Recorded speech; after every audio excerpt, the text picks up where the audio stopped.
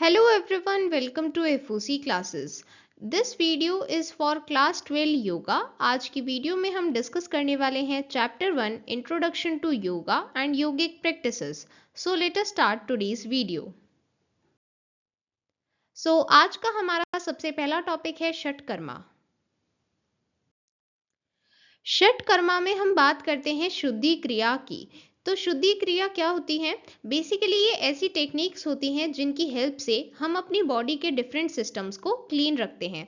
यहाँ पर different system से मतलब है eyes, respiratory system, digestive system, excretory system. ये सभी हमारी बॉडी के डिफरेंट सिस्टम्स हैं एंड अगर इनमें से किसी भी सिस्टम में इम्बैलेंस क्रिएट होता है, इसकी वजह से हमें बीमारियां हो सकती हैं. ये बीमारियां ना हो इसके लिए हमें क्या करना होगा? एक बैलेंस बनाए रखना होगा सभी सिस्टम्स में. मींस इक्विलिब्रियम बनाए रखना होगा. एंड ये इक्विलिब्रियम मेंटेन करने के लिए हमें कौन हेल्प करता है? षटकर्मा. तो षटकर्मा मींस ये 6 प्योरिफिकेशन प्रोसेस परफॉर्म करके हम अपनी बॉडी के सिस्टम्स को क्लीन रख सकते हैं. ओके. सबसे पहले बात करते हैं षट क्रिया या फिर षटकर्मा. इसमें षट का क्या मतलब है? षट का मतलब है 6. इसका मतलब ये क्रिया 6 है नंबर में, मतलब ये 6 क्लींजिंग प्रोसेसेस हैं. ठीक है. यहाँ पर हम बात कर रहे हैं 6 प्योरिफिकेशन प्रोसेसेस की. तो क्या क्या है ये 6 मीन्स ये षटकर्मा? सबसे पहला है कपाल भाती. अभी देखिए यहाँ पर आपको ये मिनी डेफिनेशन गिवन है. ये आपसे डायरेक्टली 1 मार्क के क्वेश्चन में एग्जाम में पूछी जा सकती है. ठीक है. एंड अभी हम आगे इन सभी को डिटेल में भी डिस्कस करेंगे, बट ये डेफिनेशंस आपको 1 मार्क के पॉइंट ऑफ व्यू से लर्न करनी है. ओके. कपाल भाती हम यूज करते हैं लंग्स को प्योरीफाई करने के लिए, देन त्रटक आईज को क्लीन करने के लिए, देन नेति नेजल क्लीनिंग के लिए, then dhauti digestive tract and stomach की क्लीनिंग के लिए, then nauli abdominal massage small intestine के लिए, देन बस्ती लार्ज इंटेस्टाइन के लिए. ओके. षटकर्मा को हमेशा एक एक्सपीरियंस टीचर के सुपरविजन में सीखना चाहिए, प्रैक्टिस करना चाहिए. ओके. देन नेक्स्ट क्वेश्चन पूछा जा सकता है, what is the purpose and significance of shatkarma. ये क्वेश्चन 2 या फिर 4 मार्क्स में पूछा जा सकता है. सबसे पहले हमारी बॉडी में 3 दोष होते हैं, वात, पित्त, कफ. इन तीनों में बैलेंस मेंटेन करना बहुत ज़रूरी होता है एंड इस बैलेंस को मेंटेन करने में हेल्प करते हैं षटकर्मा. देन हमारी बॉडी एंड माइंड में केमिकल फंक्शनिंग को इम्प्रूव करते हैं, प्राण स्ट्रीम को बैलेंस करते हैं, हमारी बॉडी से टॉक्सिन्स को रिमूव करते हैं एंड हमारे इंटरनल सिस्टम्स को प्योरीफाई करके हमारी बॉडी को अंदर से प्योरीफाई करते हैं. इससे हमारी बॉडी हेल्दी रहती है एंड क्योंकि हमारे इंटरनल सिस्टम्स प्योरीफाई हो चुके हैं, क्लीन हो चुके हैं, तो उनको स्ट्रेंथ भी मिलती है. ये 6 क्लींजिंग प्रोसेस मीन्स ये षटकर्मा हमें हेल्प करते हैं हमारी पूरी बॉडी की देखभाल रखने में, एक अच्छी हेल्थ बनाने में एंड हमारे इंटरनल सिस्टम्स को क्लीन रखने में. ओके. कपाल भाती. कपाल मीन्स कल एंड भाती मीन्स शाइनिंग. यहाँ पर हम एक ऐसे क्लिनजिंग प्रोसेस की बात करते हैं जिसमें कपाल रीजन की इम्प्योरिटीज को क्लीन किया जाता है एंड क्लीन होने के बाद जैसे कोई भी चीज शाइन करती है, इसलिए हम इसे कहते हैं कपाल भाती. ठीक है. इसमें क्या किया जाता है, इसका प्रोसीजर क्या है? इसमें हम अपनी एब्डोमिनल मसल्स को फर्मली कॉन्ट्रैक्ट करते हुए फोर्सफुली सांस बाहर छोड़ते हैं एंड ये प्रोसेस हम 20 टाइम्स क्विक रिदमिक प्रोसेस में रिपीट करते हैं. ठीक है. देन कपाल भाती के क्या क्या बेनिफिट्स एंड प्रिकॉशंस हैं. देखिए जितने भी षट क्रिया हम पढ़ने वाले हैं उन सभी में आपसे question procedure, benefits and precautions के बिहाफ पर पूछा जा सकता है, इसलिए हम सभी चीजें डिस्कस कर रहे हैं. ओके. सबसे पहले कपाल भाती रेस्पिरेटरी पैसेज को क्लीन करता है, रेस्पिरेटरी फंक्शन को इम्प्रूव करता है, बैलेंस इम्प्रूव करता है एंड साथ ही acidity and gas related problems को रिमूव करता है, साइनस और हेयर लॉस को भी क्योर करता है. देन प्रिकॉशंस किस किस को परफॉर्म नहीं करना चाहिए कपाल भाती? जो स्लिप डिस्क से सफर कर रहे हैं या फिर अस्थमा पेशेंट्स, उन्हें अवॉइड करना चाहिए एंड मेंस्ट्रुएशन में परफॉर्म नहीं करना है कपाल भाती. ओके. देन त्रटक आईज को क्लीन करने के लिए एक प्रोसेस है. इस प्योरीफाइंग मेथड में हम अपने से दूर एक लाइट सोर्स रखते हैं एंड उसे कॉन्टिन्यूअसली देखते रहते हैं बिना ब्लिंक किए, एंड तब तक देखते रहते हैं जब तक हमारी आंखों से आंसू नहीं बहने लगते, तब तक हम उसे कॉन्टिन्यूअसली देखते रहते हैं। देन त्रटक के क्या बेनिफिट्स हैं? ये आईसाइट इंप्रूव करता है एंड विजुअल मैकेनिज्म को भी इंप्रूव करता है। देन कंसंट्रेशन को इंप्रूव करने में हेल्प करता है एंड हमारे माइंड को शांत बनाता है, डिस्ट्रैक्शंस को रिमूव करता है। देन प्रिकॉशंस, अगर किसी को एपिलेप्सी है तो उसको कैंडल के साथ त्रटक नहीं परफॉर्म करना चाहिए, एंड बच्चों को त्रटक परफॉर्म नहीं करना चाहिए, अवॉइड करना चाहिए। ओके। देन नेक्स्ट नेति, ये नेजल क्लेंजिंग प्रोसेस है एंड इसको दो वेज में परफॉर्म किया जा सकता है। ये 2 मार्क्स में क्वेश्चन पूछा जा सकता है। सबसे पहला वे है जहां पर हम नेति पॉट का यूज करते हैं एंड ये होता है जल नेति। देन दूसरा वे है यहाँ पर हम एक थ्रेड का यूज करते हैं जो नोस्ट्रिल से पास करते हुए माउथ से बाहर निकालते हैं एंड इसे हम कहते हैं सूत्र नेति। ओके।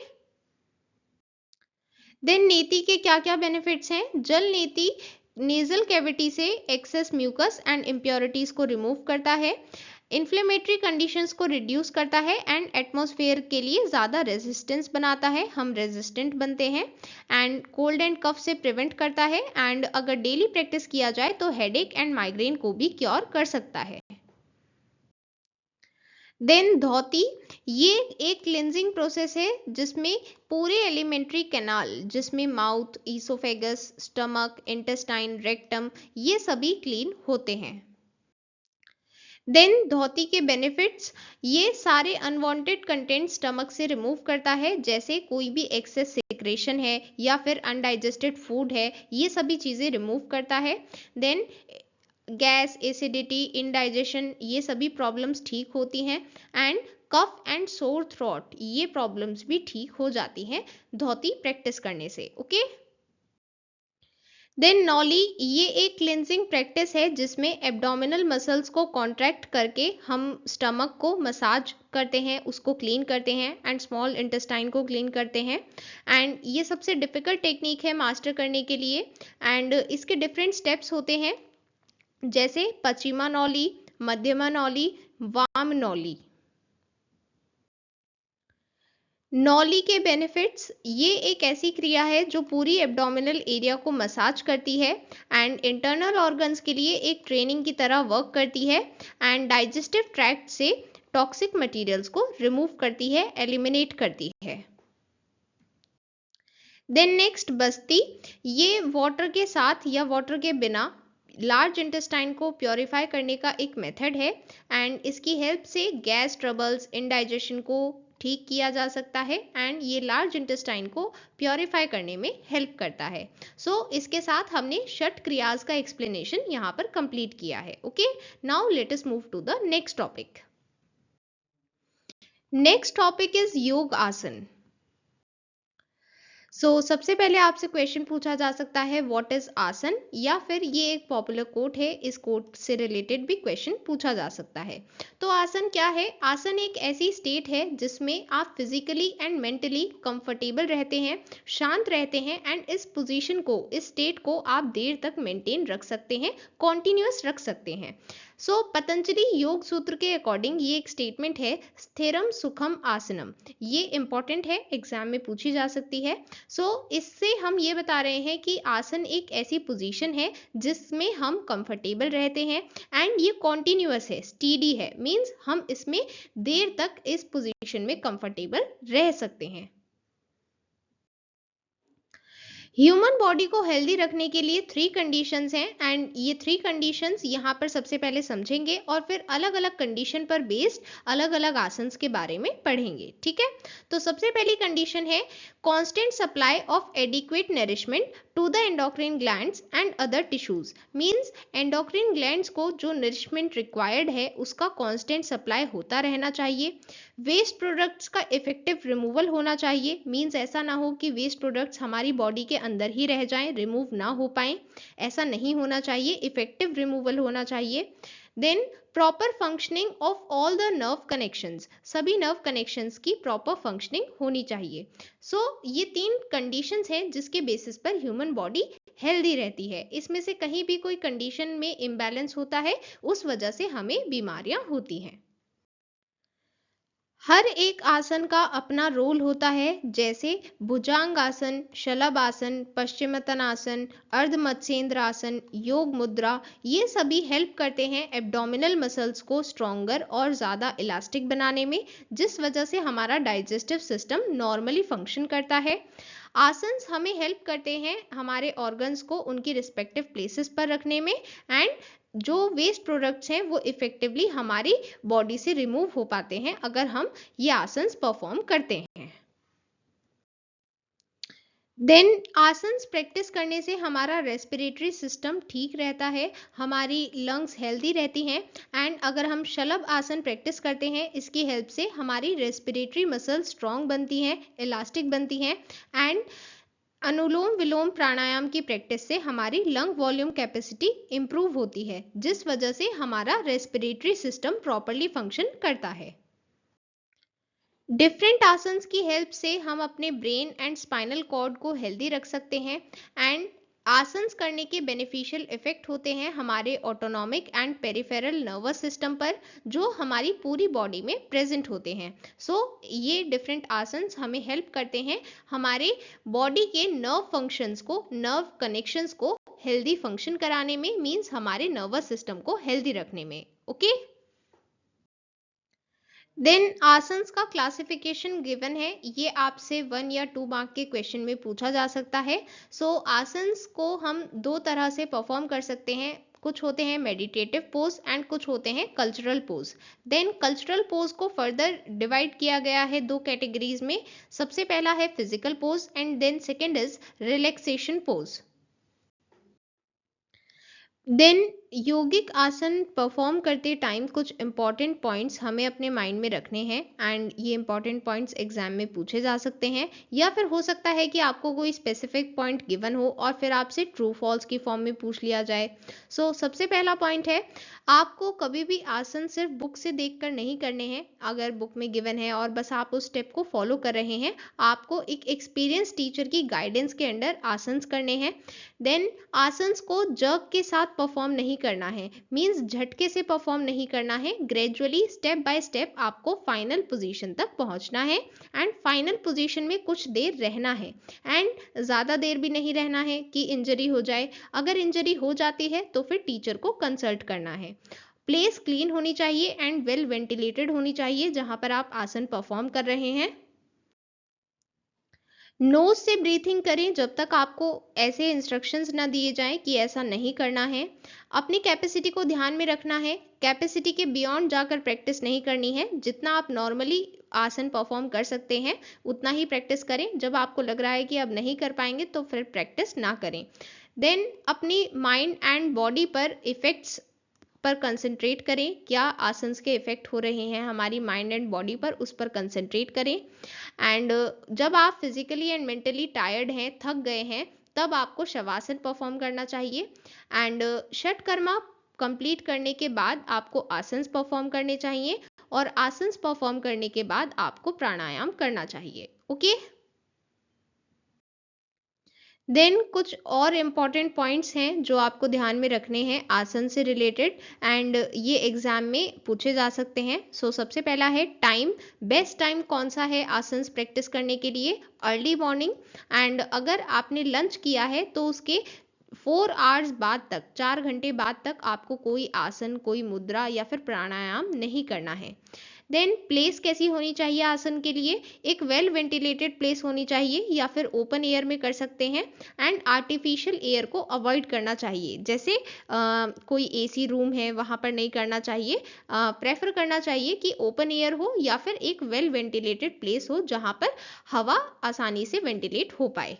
देन ड्यूरेशन ऑफ आसन, क्या ड्यूरेशन रहना चाहिए, कितना टाइम है आपके पास, सबसे पहले इस चीज़ पर डिपेंड करता है। एंड अगर नॉर्मली देखा जाए तो एक हेल्दी मैन को हर रोज 45 मिनट्स के लिए आसन करना चाहिए एंड प्राणायाम 15 to 20 मिनट्स करने चाहिए एंड अगर षट कर्मा मीन्स षट क्रिया भी परफॉर्म करनी है तो 30 मिनट्स उनको दिए जा सकते हैं। एंड ये जितने भी क्वेश्चंस हमने यहाँ पर डिस्कस किए हैं ये इंपॉर्टेंट है, okay, these can be asked in the exam, okay. Then restriction क्या है आसन परफॉर्म करने के लिए? अगर किसी भी पर्सन की कोई मेजर सर्जरी हुई है तो 6 मंथ्स तक कोई आसन परफॉर्म नहीं करना चाहिए एंड अगर 6 मंथ्स के बाद स्टार्ट करना है तो आपको एक टीचर की गाइडेंस के अंडर स्टार्ट करना है, पहले उनसे कंसल्ट करना है बिकॉज आपको ये देखना है कि जो अफेक्टेड पार्ट्स हैं, मसल्स हैं, वो इतने स्ट्रांग बन गए हैं कि वो अब परफॉर्मेंस को झेल सकते हैं, उसका प्रेशर बियर कर सकते हैं, तभी आप ये आसन रिज्यूम करें।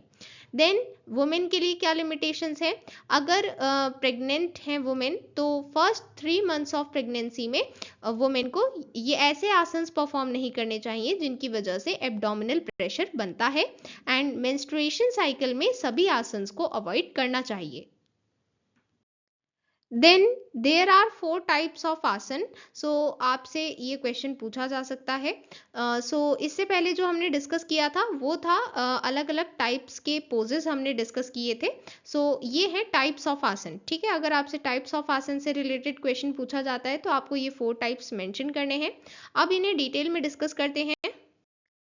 सबसे पहले सुपाइन लाइन आसन। यहाँ पर इन आसन्स के थ्रू हम योगा में फर्दर प्रोसीड करने के लिए खुद को प्रिपेयर करते हैं and physically and mentally development में कंसिस्टेंसी आती है। एंड इसके एग्जाम्पल्स हैं सर्वांग आसन, अर्ध हल आसन, चक्र आसन, पवन मुक्त आसन। यहाँ पर जितने टाइप्स ऑफ आसन हम पढ़ रहे हैं इसमें आपको एक एक पॉइंट लर्न होना चाहिए उस आसन के बारे में एंड साथ ही एग्जाम्पल्स। आपको आसन का नेम गिवन हो सकता है और फिर पूछा जा सकता है कि ये कौन से टाइप का आसन है, या फिर आपको टाइप ऑफ आसन गिवन होगा और फिर उसके एग्जाम्पल्स पूछ लिए जा सकते हैं, ठीक है। Then next is prone lying asana. ये physical and mental sharpness and alertness लाते हैं हमारी बॉडी में एंड इसमें जो पोस्चर्स होते हैं वो फॉरवर्ड बेंड के बिल्कुल अपोजिट होते हैं। इसमें हम पोस्टीरियर स्पाइन को एक्सटेंड करते हैं एंड इसकी हेल्प से हमें मेंटल पीस भी मिलती है। इसके एग्जाम्पल्स हैं भुजांग आसन, शलभ आसन, धनुरासन, नौका आसन। देन सिटिंग आसन। यहाँ पर हमें बिल्कुल स्ट्रेट बैठना है सुपाइन एक्सटेंडिंग पोजीशन में एंड इसके एग्जाम्पल हैं पद्मासन, सुप्त वज्रासन, पश्चिमोत्तानासन, अर्ध मत्स्येंद्र आसन, योग मुद्रा। देन स्टैंडिंग आसन।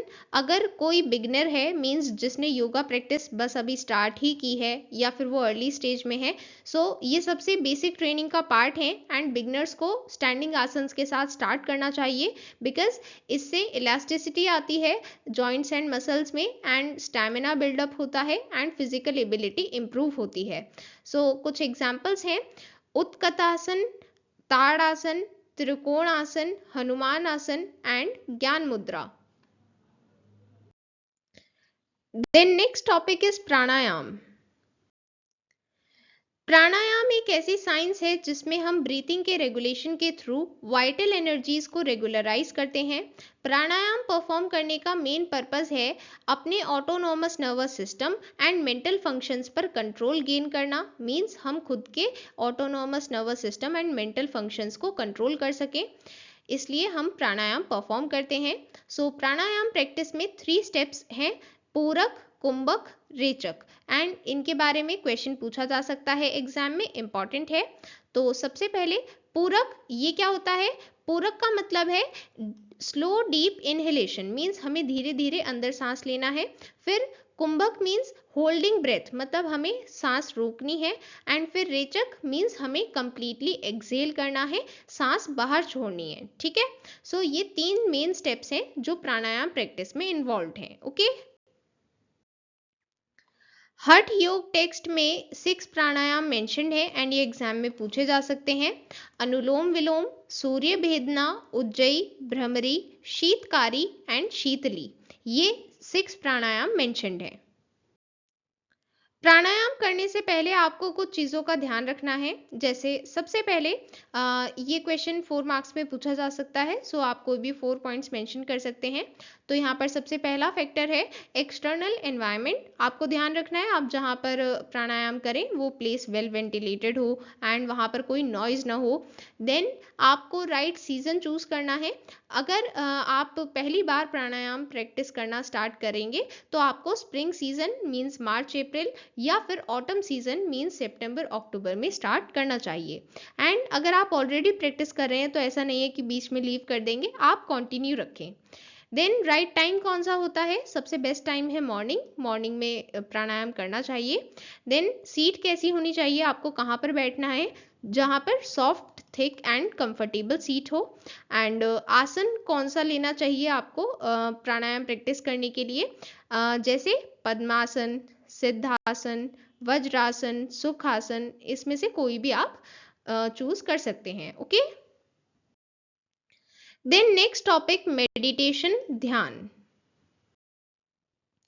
मेडिटेशन मीन्स ध्यान एक स्टेट है जिसमें हम प्योर कॉन्शियस होते हैं। मेडिटेशन एक इफेक्टिव फॉर्म है स्ट्रेस रिड्यूस करने के लिए एंड इससे हमारी लाइफ की क्वालिटी इम्प्रूव होती है एंड हेल्थ केयर कॉस्ट कम होती है, क्योंकि अगर हम ठीक रहेंगे, अगर हम मेंटली फिट रहेंगे तब भी हमारी हेल्थ केयर कॉस्ट कम होती है। मीन्स हमें कोई डिजीज नहीं होगी तो हम कोई खर्च नहीं करेंगे हेल्थ से रिलेटेड। सो इसलिए यहाँ पर हेल्थ केयर कॉस्ट भी डिक्रीज होती है। सो मेडिटेशन में एक ऐसी स्टेट हमें अचीव करनी होती है जहाँ पर हम थॉटलेस अवेयरनेस में हो। मीन्स हम हर चीज के बारे में अवेयर हैं पर हम किसी भी चीज के बारे में सोच नहीं रहे। हमारा माइंड एकदम न्यूट्रल है, ना ही किसी चीज के बारे में पॉजिटिव सोच रहा है ना ही किसी चीज के बारे में नेगेटिव सोच रहा है। एंड हम यहाँ पर पूरे अलर्ट हैं, अलर्टनेस में कोई रिडक्शन नहीं है, बट यहाँ पर हम न्यूट्रल हैं, हमारा माइंड न्यूट्रल है, एकदम काम है, क्वाइट है। सो ऐसे मेडिटेशन में हम क्या करते हैं, हम अपना 100% अटेंशन किसी एक एरिया पर फोकस करते हैं एंड किसी एक एरिया पर फोकस करते हुए हम बिल्कुल काम रहते हैं, क्वाइट रहते हैं। सो मेडिटेशन हर कोई प्रैक्टिस करना चाहता है एंड शुरू में जब सब प्रैक्टिस करते हैं तो सबको लगता है कि काफ़ी डिफिकल्ट है, इस वजह से काफ़ी लोग बीच में लीव कर देते हैं। बट मेडिटेशन एक ऐसी प्रैक्टिस है जो टाइम के साथ साथ, प्रैक्टिस के साथ साथ इम्प्रूव होती है। सो इसलिए आपको बीच में लीव नहीं करना है। शुरू में थोड़ा डिफिकल्ट लग सकता है बट जब आप उसको कंटिन्यू रखेंगे तो धीरे धीरे वो इम्प्रूव भी होगा एंड आपको टाइम के साथ पता चलेगा कि ये कितनी अच्छी प्रैक्टिस है। Then there are 5 types of meditation. चलिए सभी को डिटेल में डिस्कस करते हैं।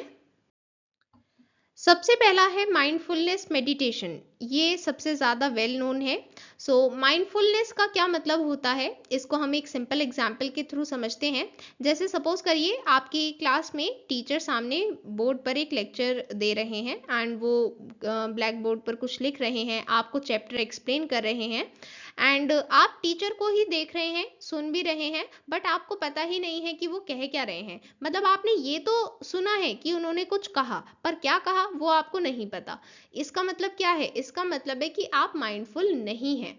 अगर आप माइंडफुल होते मीन्स आप मेंटली वहां पर प्रेजेंट होते तो आपको पता होता कि उन्होंने क्या कहा, बट क्योंकि आपका माइंड कहीं और है, आप कहीं और सोच रहे हैं, भले ही आपकी आंखें भी वहीं देख रही हैं, आपके कान भी वहीं हैं, वो सुन रहे हैं सब कुछ, बट आपको समझ क्यों नहीं आया? क्योंकि आपका माइंड वहां पर नहीं था। ठीक है, आप कुछ और सोच रहे थे। सो अगर आप कुछ और सोच रहे हैं इस केस में आप माइंडफुल नहीं हैं। बट अगर आप माइंडफुल हैं तो आप उस टाइम पर अपने माइंड को वहीं रखेंगे जहां आप हैं। मीन्स आपके आसपास क्या हो रहा है आपको सब कुछ समझ में आएगा एंड आप हर चीज के बारे में अवेयर होंगे। बट इसका मतलब ये नहीं है कि आप एक ही चीज पर फोकस करें। जैसे ऐसा नहीं होगा कि अगर टीचर ब्लैक बोर्ड पर कुछ लिख रहे हैं तो बस आप उनकी चौक को ही देख रहे हैं। चौक राइट साइड पर है तो राइट साइड पर देख रहे हैं, लेफ्ट साइड पर है तो लेफ्ट साइड पर देख रहे हैं। कभी आप टीचर की तरफ देखेंगे, कभी आप बोर्ड की तरफ देखेंगे, कभी आप अपनी बुक में देखेंगे, बट फिर भी आपको पता होगा कि टीचर क्या कह रहे हैं एंड उनके कहने का क्या मतलब है। तो ये सिचुएशन होगी माइंडफुलनेस। ओके। सो माइंडफुलनेस में हमें हर चीज के बारे में अवेयर रहना है, हमारे आसपास क्या हो रहा है, किस तरह की साउंड्स हैं। हम किसी एक चीज पर फोकस नहीं करेंगे स्पेशली, बट हमें हर चीज के बारे में पता होगा कि हमारे आसपास क्या हो रहा है। ठीक है। सो ये होता है mindfulness meditation. Then spiritual meditation, ये जनरली ऐसे लोगों के लिए है जो प्रेयर में पार्टिसिपेट करते हैं। मीन्स कोई भी किसी भी रिलीजन का पर्सन हो, अगर वो प्रेयर कर रहा है इसका मतलब वो गॉड से कम्युनिकेट करना चाहता है, गॉड से कनेक्शन बनाना चाहता है। तो जिस तरह से प्रेयर आप गॉड से कनेक्शन के लिए यूज करते हैं, उसी तरह से स्पिरिचुअल मेडिटेशन भी आप गॉड से कम्युनिकेट करने के लिए यूज कर सकते हैं। एंड इसमें आपको बिल्कुल शांत रहना होता है, सिर्फ गॉड के बारे में सोचना है। फोकस्ड मेडिटेशन इसका सबसे बेस्ट एग्जाम्पल है, जब आप वीडियो देखते हैं कोई भी यूट्यूब वीडियो, तो आप वीडियो ओपन करते हैं और फिर उसके नीचे आप स्क्रॉल करते रहते हैं, है ना। तो आप स्क्रॉल क्यों करते हैं? क्योंकि आपका फोकस नहीं है उस वीडियो पर जो आपने प्ले की है, आपका फोकस है कि मैं और क्या देख लूं, बट आपका फोकस उस पर नहीं है जो आपने प्ले किया है। जैसे इस टाइम कुछ स्टूडेंट्स नीचे ही स्क्रॉल कर रहे होंगे या फिर कमेंट्स देख रहे होंगे, क्योंकि उनका फोकस कहाँ पर है, कमेंट्स में क्या लिखा है या फिर नीचे और कौन सी वीडियोस अवेलेबल हैं। वो ये देखना ही नहीं चाहते कि जो मैंने प्ले किया है मैं इसे तो एटलीस्ट अच्छे से देख लूं, नहीं, हम देखेंगे कमेंट्स, हम देखेंगे और बाकी वीडियो। तो इसका मतलब क्या है, इसका मतलब आप में फोकस की कमी है, ठीक है। सो आपने माइंड को क्लियर करने के लिए आपको क्या करना होगा, आपको करना होगा फोकस्ड मेडिटेशन। इसमें आप किसी भी एक चीज पर फोकस करेंगे। जैसे अगर आपने कोई वीडियो ओपन की है, इस टाइम आप योगा चैप्टर 1 की वीडियो देख रहे हैं, ठीक है, तो आप सिर्फ इस पर ही फोकस करें, बाकी वीडियोस या बाकी कमेंट्स पर फोकस ना करें, ठीक है। जब आप कोई और सब्जेक्ट पढ़ रहे हैं तो आप सिर्फ उसी सब्जेक्ट पर फोकस करें और किसी चीज पर फोकस ना करें, ठीक है। सो ये आपके लिए बहुत जरूरी है focused meditation. Then movement meditation, यहाँ पर हमें मूवमेंट पर फोकस करना है मेडिटेशन के लिए। सो बेसिकली कोई भी मूवमेंट हो सकता है, जैसे कोई रिपीटेटिव मूवमेंट है, जैसे हम अपने हैंड को बार बार ऊपर नीचे कर रहे हैं, या फिर हम अपनी अपर बॉडी को स्लोली सर्कुलर मोशन में मूव कर रहे हैं। सो ऐसे मूवमेंट्स थेरेपेटिक हो सकते हैं, मीन्स थेरेपी का काम कर सकते हैं हमारे लिए, एंड इसे हम कहते हैं मूवमेंट मेडिटेशन। तो इसमें हम किसी थॉट या फिर किसी ऑब्जेक्ट, किसी साउंड पर फोकस नहीं कर रहे हैं, हम फोकस कर रहे हैं कहाँ पर, मूवमेंट पर, अपने मूवमेंट पर, ओके। देन लास्ट, मंत्र मेडिटेशन मीन्स जिसमें आप किसी भी मंत्र का उच्चारण करते हुए मेडिटेशन करते हैं। जैसे एक मंत्र है ओम। सो ओम का उच्चारण करते हुए हम मेडिटेशन करते हैं, जिसमें हम बहुत लंबे टाइम तक, जितना हम एक्सटेंड कर सकते हैं ओम को, उतना हम एक्सटेंड करते हैं, एंड इससे हमारी कंसंट्रेशन इंप्रूव होती है, एंड इस मेडिटेशन को हम कहते हैं मंत्र meditation, okay. Benefits of meditation, हमें डेली लाइफ में शांति मिलती है, साइकोलॉजिकल डिसऑर्डर्स रिड्यूस होते हैं, जैसे एंजाइटी, टायर्डनेस, डिप्रेशन। अलग अलग पेन से रिलीफ मिलती है, जैसे हेडेक, जॉइंट पेन्स। इंसोम्निया में हाईली बेनिफिशियल होता है मेडिटेशन। पेशेंस इंक्रीज होता है एंड दूसरों के लिए सिंपैथी बढ़ती है। Growth in devotion and belief in the supreme being, means हम तो ह्यूमन बीइंग्स हैं, हम सभी इंसान हैं, बट हमारे ऊपर एक सुप्रीम बीइंग भी है जो हमें कंट्रोल कर रहे हैं, हमारी देखभाल कर रहे हैं। मीन्स बेसिकली जो हम कहते हैं कि योगा क्या है, आत्मा का परमात्मा से मिलन। तो हम आत्मा हैं और हमारे ऊपर एक परमात्मा है, उसमें हमारा बिलीफ स्ट्रांग होता है। Then a stronger urge and aptitude for service and cooperation in social life, means social life में हम ज़्यादा कॉपरेट करते हैं दूसरों के साथ, दूसरों को सर्व करने की एक स्ट्रॉन्ग अर्ज रखते हैं, एंड ये सभी बेनिफिट्स हैं मेडिटेशन के। सो यहाँ पर हमें कुछ कैरियर अपॉर्चुनिटीज़ भी डिस्कस करनी है योगा के लिए। So yoga instructor, yoga teacher, yoga therapist, resource officer in yoga, yoga instructor and naturopathy doctor, ये सभी कैरियर अपॉर्चुनिटीज़ योगा में अवेलेबल हैं, ठीक है। ये 1 मार्क के क्वेश्चन में पूछा जा सकता है, आप आंसर कर सकते हैं, ठीक है। So that was all for today. आज की वीडियो में हमने चैप्टर 1 कंप्लीट किया है क्लास 12 योगा के लिए, ठीक है। Then in the next video we will cover chapter 2, okay. We'll meet you soon in the next video. Till then, bye bye.